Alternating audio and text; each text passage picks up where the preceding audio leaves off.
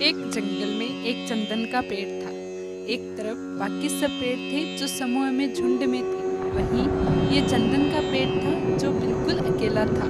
सालों से इस तरह से अकेले रहने की वजह से चंदन अपने अकेलेपन से परेशान हो चुका था। उसे भी अब विचार आते थे कि उसके साथ भी कोई खड़ा हो या कम से कम उसका कोई दोस्त हो जिससे वो इतने बड़े जंगल में खुद को अकेला महसूस ना करे। एक दिन उसने अपने सामने कुछ दूरी पर खड़े पलाश के पेड़ से कहा, तुम तो दिखने में बहुत सुंदर हो, तुम्हारे कितने सुंदर फूल हैं। मुझे पता है तुम्हारे कई सारे मित्र होंगे, लेकिन अगर तुम चाहो तो मैं भी तुम्हारा मित्र बनना चाहता हूँ। पलाश का पेड़ मुस्कुराया और बोला, हाँ क्यों नहीं, बल्कि मुझे तुम्हें मित्र बनाकर खुशी होगी, क्योंकि तुम ज्यादा सुंदर ना सही, लेकिन तुम्हारी खुशबू इस पूरे जंगल को महकाती है।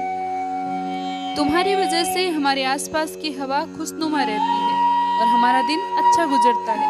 पलाश की मीठी मीठी बातें सुनकर चंदन के पेड़ को बहुत अच्छा लगा।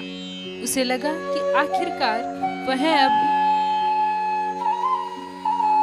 अकेला नहीं रहेगा और पलाश उसका सच्चा मित्र बन जाएगा। लेकिन वह कितना गलत सोच रहा था, यह उसे अपने भविष्य में पता चलने वाला था। एक दिन एक लकड़हारा पलाश के पेड़ की छाया में आराम कर रहा था। लकड़हारा काफी चिंता में दिखाई दे रहा था।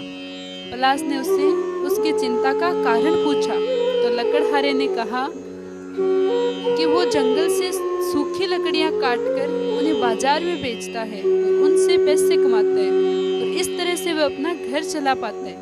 लेकिन आज पूरा दिन जंगल में घूमता रहा, फिर भी उसे कोई भी सूखा पेड़ नहीं मिला जिसकी लकड़ियों को वो काट सके।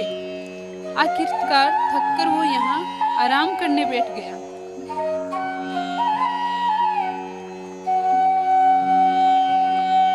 पलाश लकड़हारे की बातें सुनकर बोला, बस इतनी सी बात।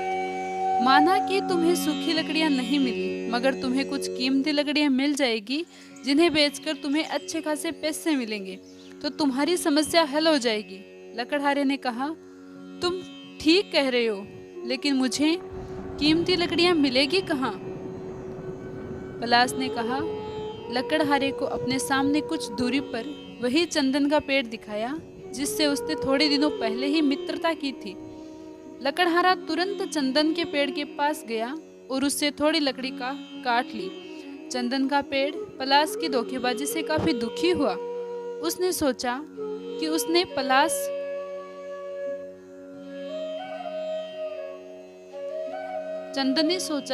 पलाश की ऊपरी सुंदरता देखकर उसे दोस्ती की थी। इससे अच्छा तो वह उसको भीतर से जानने के बाद दोस्ती करता।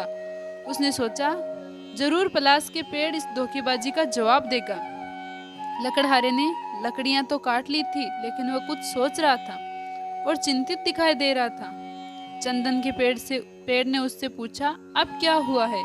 तुम्हें तो लकड़ियां मिल गई है, फिर क्यों चिंता में हो? लकड़हारा बोला, मुझे लकड़ियां तो मिल गई है, लेकिन जल्दबाजी में मैं घर से रस्सी लाना भूल गया हूँ। अब मैं ये लकड़ियां कैसे अपने घर तक ले जा पाऊंगा? चंदन को जल्द ही पलाश से बदला लेने का मौका मिल गया। चंदन ने कहा, इसमें क्या समस्या है?